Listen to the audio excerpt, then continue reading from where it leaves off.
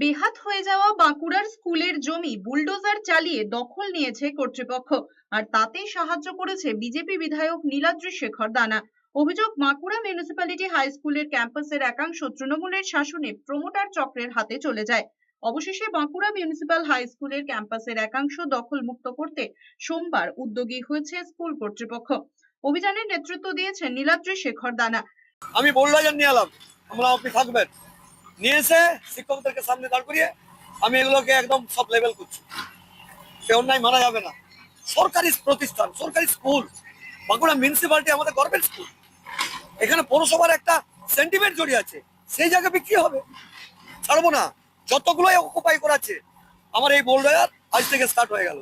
এদিকে হাওড়ার টিকিয়াপাড়ায় রেলের জমি উদ্ধার করতে বুলডোজার চালানো হয়েছে। ঘটনাস্থলে মোতায়েন ছিল প্রচুর পুলিশ। জানা গিয়েছে, দীর্ঘদিন ধরে রেলের জায়গায় বেআইনিভাবে ঝুপড়ি বানিয়ে থাকছিলেন 100টিরও বেশি পরিবার। প্রতি বছর বর্ষায় রেল ট্র্যাকে জল দাঁড়িয়ে যায়, যার জেরে ব্যাহত হয় রেল চলাচল। ঝুপড়িগুলোর কারণে এতদিন রেল লাইনের ধারে জমা নর্দমা পরিষ্কার করা যাচ্ছিল না বলে দাবি রেলের।